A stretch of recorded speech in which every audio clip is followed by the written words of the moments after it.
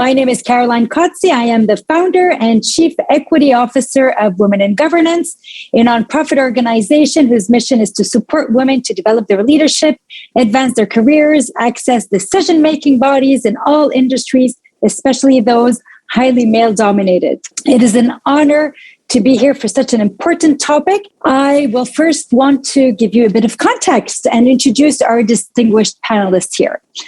So the context is, of course, access to abortion. It's one of the most hotly contested topics globally, and the debate is clouded by misinformation about the true ramifications of restricting access to this basic healthcare service. Regardless of whether abortion is legal or not, we still have worldwide an estimated 1 out of 4 pregnancies that ends in abortion. The World Health Organization estimates that 25 million unsafe abortions take place each year. Now, to talk about Frimas, the great short film that captures the often overlooked stories of real women and what is at stake should we lose our full autonomy of reproductive rights, we have 4 inspiring women joining us here today. So let me begin by introducing a formidable talent to be reckoned with, Uzo Aduba. She's a triple Emmy Award winner whose brilliant acting spans television, film, and theater. Through the mission of her production company, Menon Media, Uzo furthers passion and desire of affecting change in the world and creative stories that educate through critical thinking, inspiration, and entertainment. She strongly feels that Marianne Farley has achieved this in her latest film, Frimas, and this is why she's so proud to join its team of producers. Welcome, Uzo. Thank you for having me. Marianne Farley is an actress, a producer, an Oscar-nominated director, and screenwriter. In 2017, she wrote and directed the short film Marguerite. It won 40 prestigious film awards, was selected for over 70 film festivals, and was nominated for Best Live Action Short Film at the 91st Academy Awards in 2019. Marianne's latest short film, entitled Frimas, is a timely tale that follows a woman who is confronted by a grim and brutal reality when she is forced to take unthinkable risks, seeking out the services of an illegal mobile abortion clinic to end her pregnancy in a country where abortion has once again become a criminal offense. Once inside the meanders of this morbid clinic, she's faced with devastating repercussions. Hello, Marianne. Hi. Thank you, everyone, for being here. Charlotte Baudouin-Poisson has been working in the audiovisual industry for nearly 10 years. After having worked several years for the production company Max Films Media, she now develops projects and produces at Au Film, a Montreal-based company that she co-founded with Sophie Ricard Harvey in 2015. Charlotte also carries out contracts as delegate producer and production manager in cinema and television. And last but not least, Charlotte's co-founder, Sophie Ricard Harvey, who also worked at Max Films and now devotes herself full-time to Au Films, developing and producing projects by filmmakers whose vision stands out locally and internationally. She has had the privilege of supporting numerous filmmakers, including Marianne Farley. Hi. So welcome, ladies. Fantastic to have you. We're so excited to have this conversation. And I will throw my first question to Marianne. Marianne, if you could tell us what drew you to tell a story of a near future in which abortion has become illegal. Well, I've always been extremely passionate about human rights and, more specifically women's rights. A couple years ago, I would say 2-3 years ago, I started reading up on the subject quite a bit. And I watched numerous documentaries. There's one called Vessel, which is just a phenomenal documentary, and one called Reversing Roe. And those 2 documentaries were really instrumental in writing this film for me. I wanted to sound the alarm about what was happening, I would say undercover, the agenda to eventually overturn Roe v. Wade in the United States, but, also in Canada. Access to abortion isn't 100%. There's still this. It's really ludicrous to me that we're still questioning the legitimacy of these rights, which I really feel are important to women and people in general. And we can see it with what's happening in Texas and what's about to happen in Mississippi or in front of the Supreme Court. Mississippi is asking the Supreme Court to overturn Roe v. Wade. So that's happening tomorrow. The decision will be, I think, end of June or something like that. But that's in the works right now. And, these bans and restrictions have dire consequences on all women, but they also disproportionately impact those who are low income, women of color, the LGBT people, and women who live in rural areas. So for me, it was really, I felt a deep calling to talk about this. So we started working on the film in 2018 and shot it last year. And as the film came out, Texas came up with this ban, and now, as I said, it's going in front of the Supreme Court. So it's really scary to me. And Uso, can you tell us how you felt the first time you saw the film? Oh my gosh, I was absolutely, I can. I was deeply moved the first time I saw the film. I thought it was such a powerful piece of storytelling. And I think it did a really beautiful job of illustrating both the world we have come from as it relates to abortions and women and illegal practices surrounding that, and the world that potentially awaits us if we make it our mission to remove the rights that have rightly been put in place to protect and support women. The danger there, I think what Marianne has done so brilliantly in this film, and with Sophie and Charlotte who produced it, it doesn't tell the story of, if we reverse, say, Roe v. Wade here in the United States, that means the end of abortions. It just means that we're going back to practicing them illegally. And that's what this looks like. The danger of that. Right. This is what it will look. This is what it looks like potentially, and in all likelihood. And that's a worrisome future. And I thought it was shot beautifully. I think it did a really, really powerful job. It was a powerful piece that really captured the lens of the female experience. The POV is very sharply placed inside the what goes through the minds of both the practitioner, the female practitioner, and the patient. That experience, I think, was really beautiful. And I was just moved and needed to be a part of it when asked. There was no other word than yes. And so you were sensitive to the topic before you were asked to be a part of the movie? I'm sensitive to any topic that relates to the rights of any person being removed or restricted or oppressed.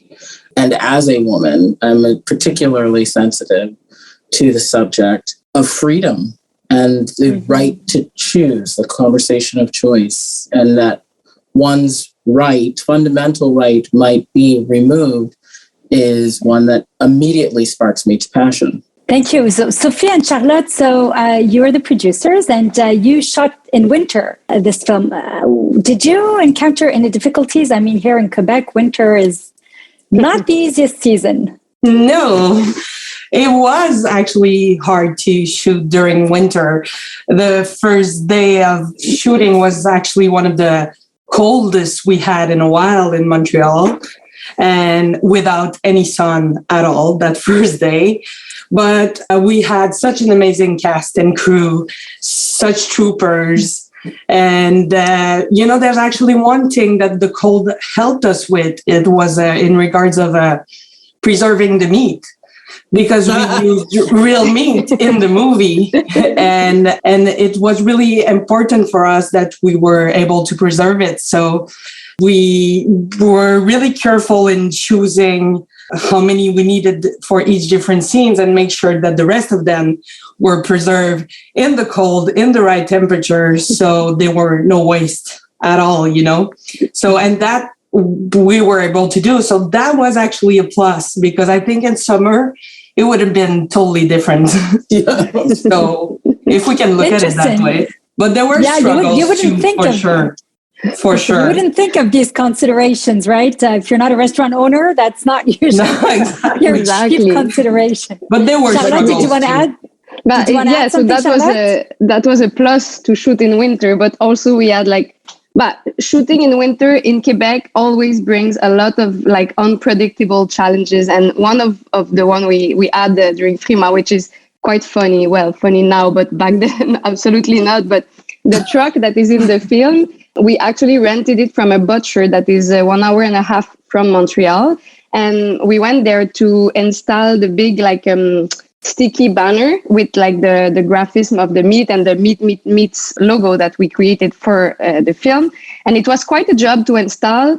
And so the day before the shooting, we went there to take the truck to bring it to Montreal for the shoot. We were actually shooting the drone shots that day. And it was a very bad weather, freezing rain, icy road, a lot of wind. And we're driving for Montreal. I'm in front of this truck. And at some point I look in the mirror and I see the banner starting to remove a little bit and a little bit and a little bit more. And for me, if there's no banner, there's no truck. If there's no truck, there's no shooting tomorrow because it's not boucherie au pignon vert, which is very absolutely not what we were looking for. So it was really stressing. And for 1 hour, we were not sure we were shooting this film anymore. But in the end, we managed to fix it. The art director came, she fixed it, she did her magic, and everything went well. But it's quite a funny example of shooting in winter in Quebec. Wow, interesting. Marianne, what made you want to center this film around the scene in which the truck is searched? Well, in all my films, I try to do the least amount of exposition possible. So I had to find a way to make this dystopian society feel real.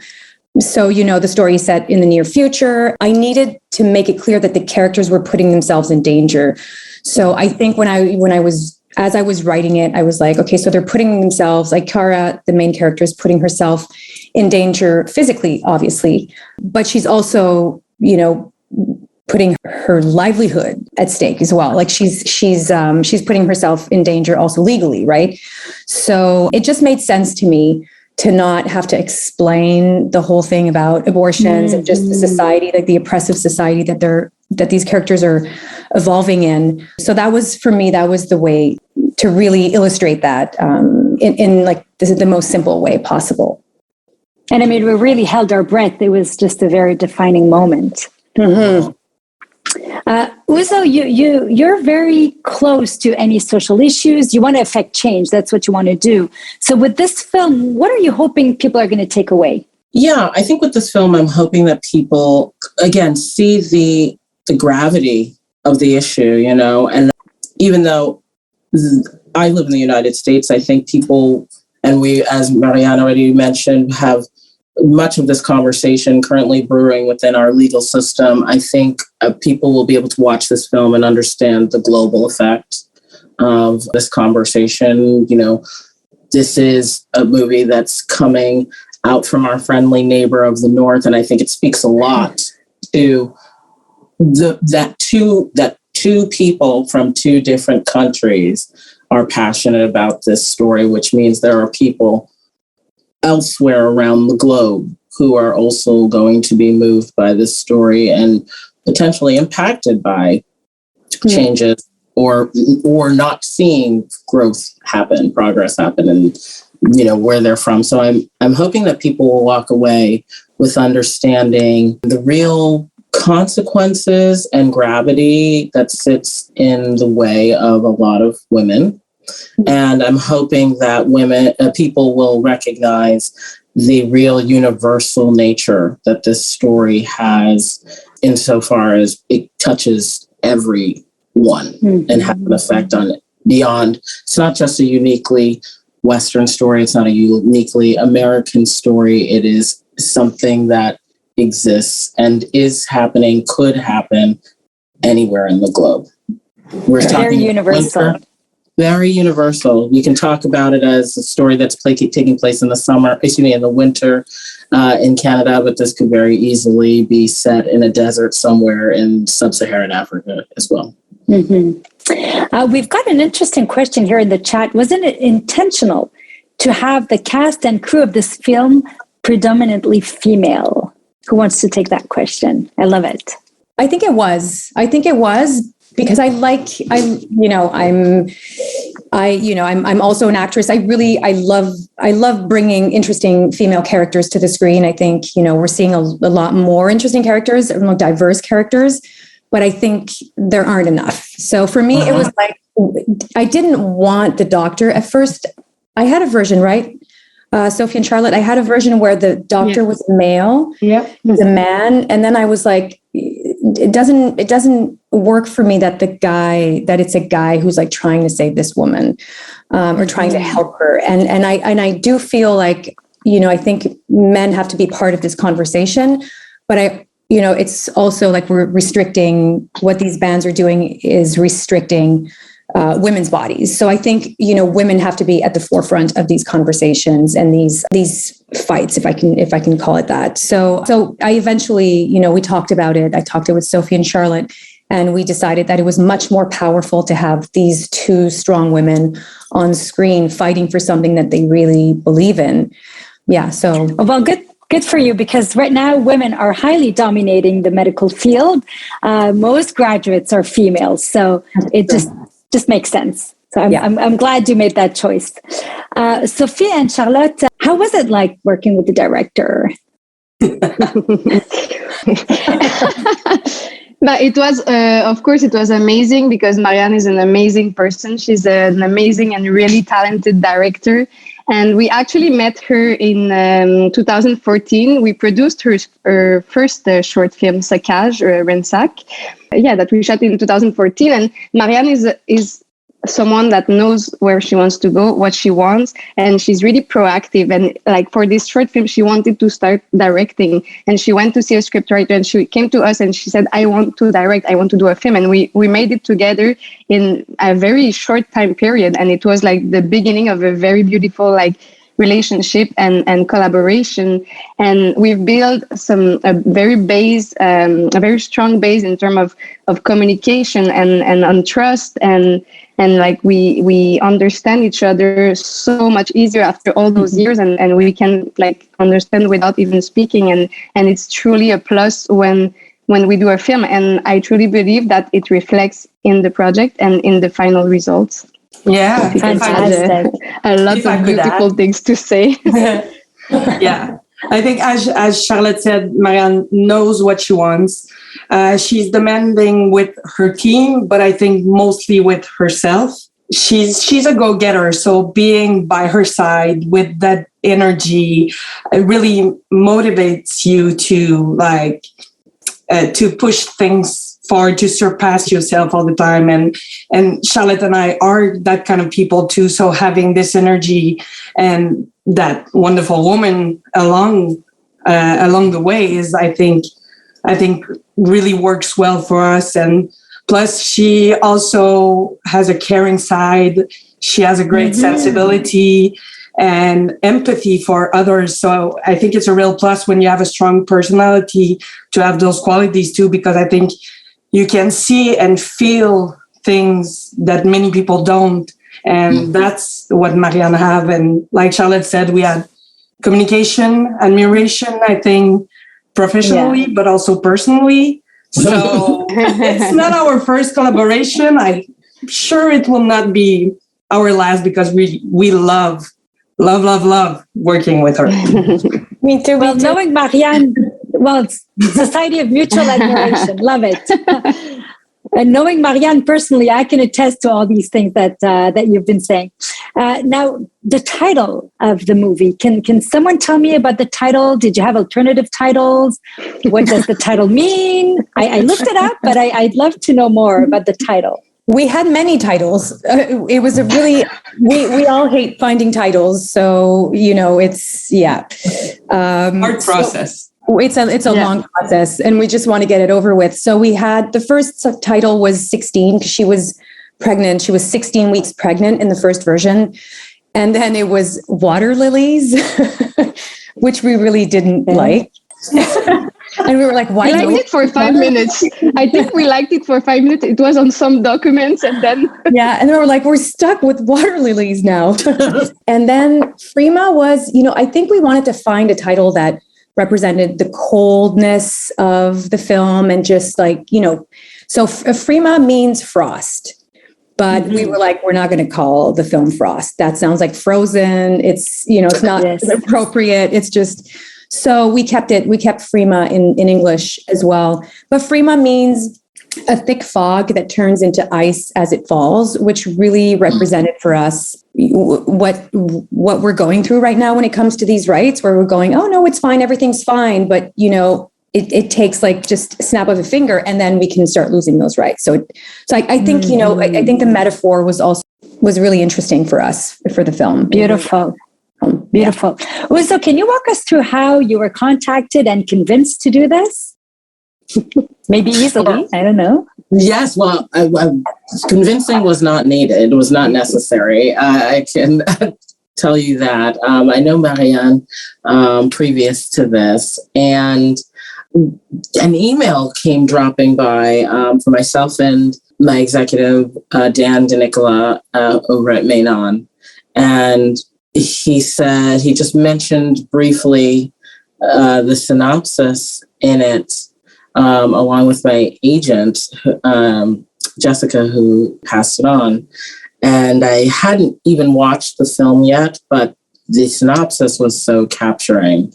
I was like, yes, yes, yes. I was like, let me just watch it to be sure, but I'm pretty sure it's a yes. Yeah, and immediately when I watched it, I found myself entirely captured by it. I thought it was powerful. I thought it was beautifully shot. I thought it was smart.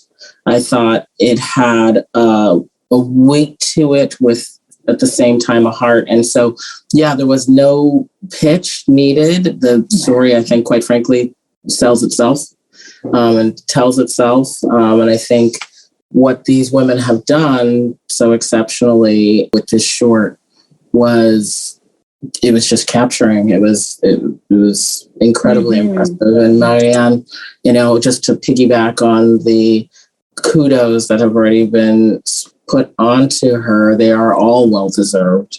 She's a lovely woman, really, really exceptional talent, an incredible director with a voice that is necessary. So, absolutely. I love this. Oh, great. Thank you, Uzo. Did you know it was going to be this? No. Right back at you. You're an amazing woman and an amazing talent. This is so. Why did you choose Uzo, Marianne? She's just. I mean, Uzo is just. She has. Well, first of all, she's an incredible actress. She has her heart's in the right place. She's really, as you said, she talks about social issues. She takes them on. I follow her on Instagram and on everything. And I just, I find her really authentic and courageous and inspiring. I want to surround myself with, women, men too. I like men too, but I think there's something so powerful when women come together and they have a message to when they're like working towards the same message and are trying to push that message forward. I find it so beautiful and inspiring. And Uzo is, there's just no one like her. She's so great to work with. She's so brilliant and generous and, lovely. Nice. Beautiful. Beautiful. Were there any scenes that were particularly tough to film? I think all the scenes outside were difficult because it was like minus 25 Celsius, which would be about minus 15 Fahrenheit. So I think that was really challenging. Oh yeah. And I would have to say like the actual abortion with, there's a bit of blood and all of that was really, really difficult technically.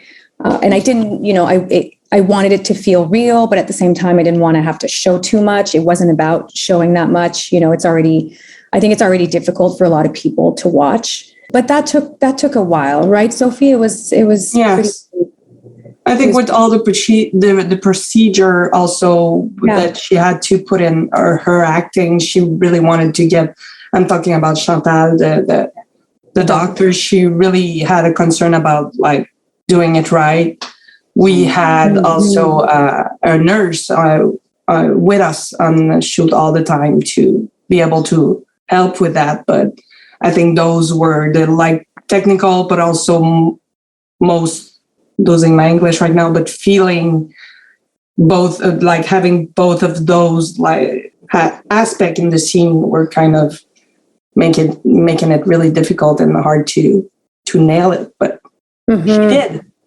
She did. No, it was really challenging for her, I have to say, because I really wanted it to look. We had a nurse on set who was helping us, with all the medical procedures, how to put on gloves, and we had rehearsals. It was really important to me that it looked genuine and not fake. So a lot of pressure on Chantal. She did a good job, great job.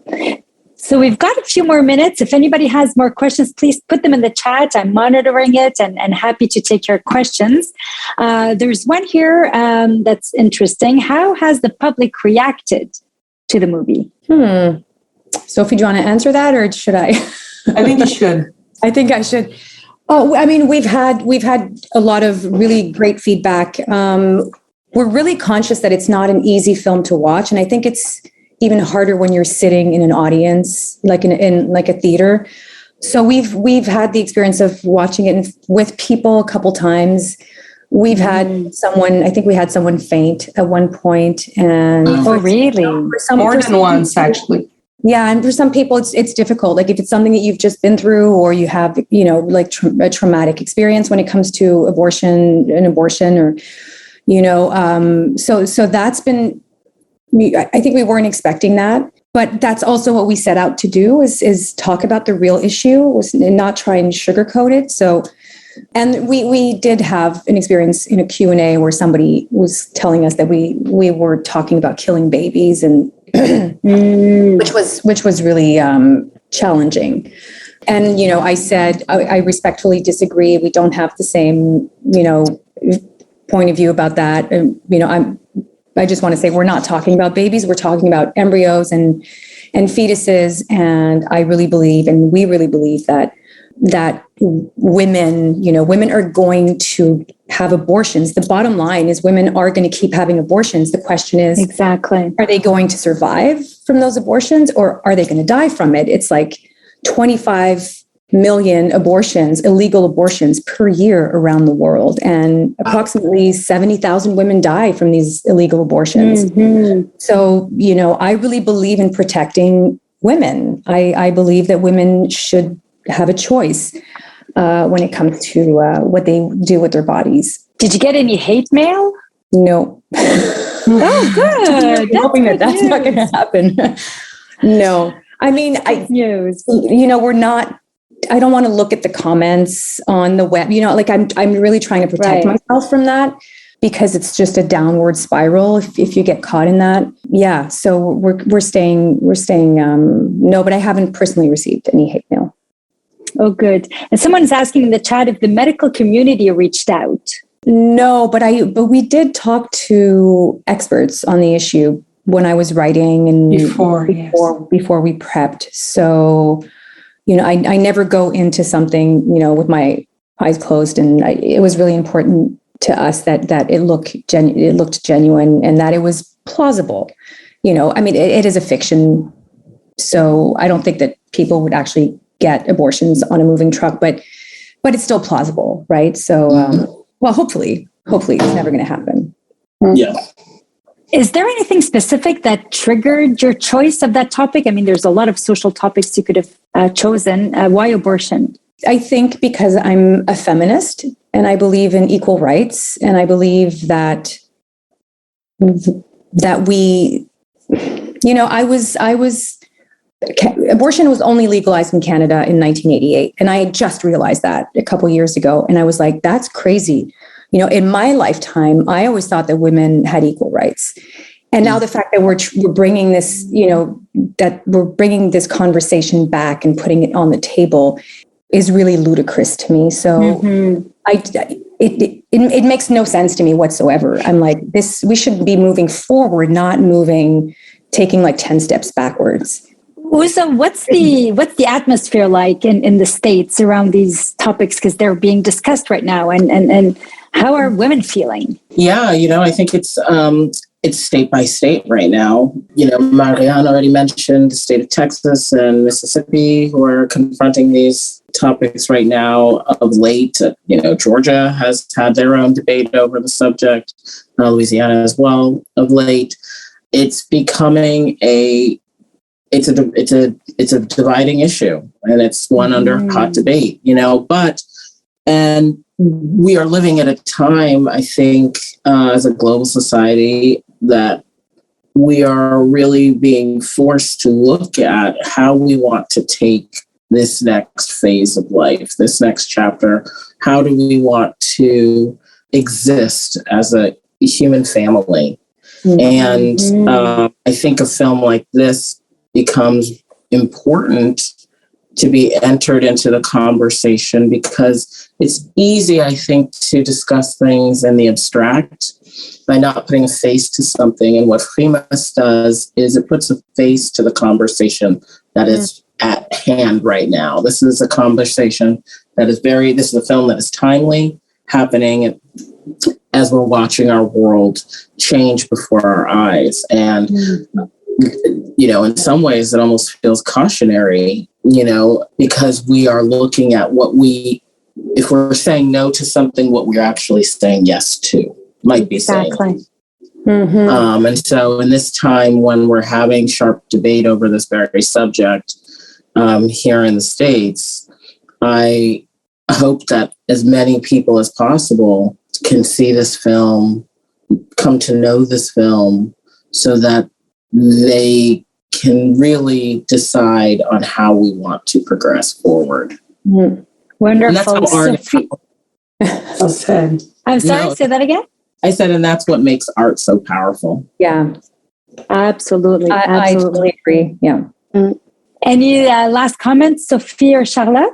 Not really. It's such an honor to be with all of you and going through that experience. I think that's what I love it. I love that it's all gorgeous women and discussing about discussing about this important subject. Yes, it brings the subject to light, and that's what the movie was made for, to provoke this kind of conversation. So it makes us proud and happy. Proud and happy. So that's good. I'm just checking the chat. There's one more question about Jacob's character, the husband. What do you want the viewers to take away from this male character? Was it intentional to give him little screen time? Yes, it was intentional. Well, I did have a version at one point where he was part of the conversation a little bit more.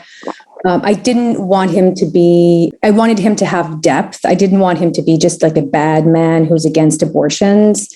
I think when we start, we're so polarized when it comes to these issues that it's difficult to have a conversation with people who don't believe the same thing as you do.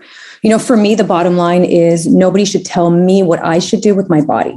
That's the bottom line. So, but I understand that people aren't, comfortable with abortions or don't like abortions or don't believe in abortions. That's fine. Like, we can have discussions about that, like philosophical discussions. I just don't think that should become legislation.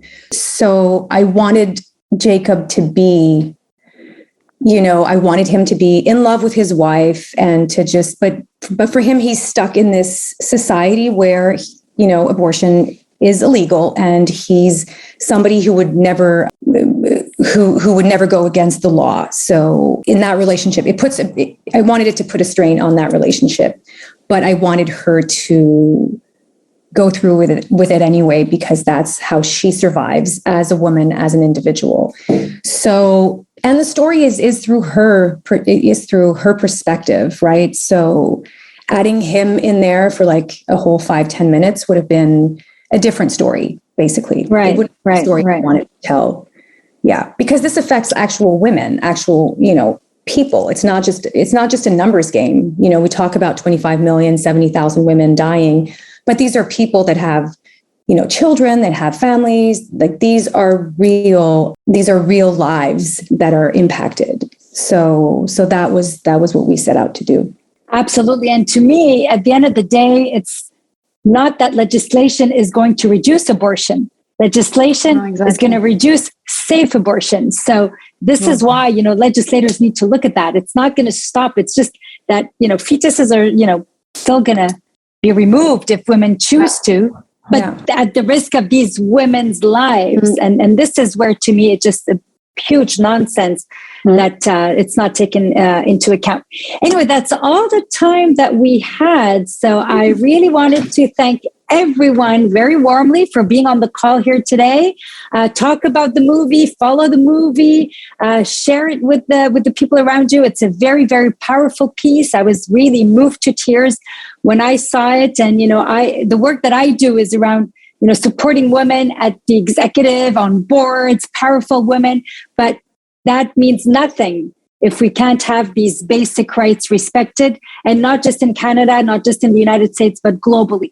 And films like Frimas are really, really necessary and beautifully done. So Marianne, Uzo, Sophie, Charlotte, and the entire team, thank you for all that you've done.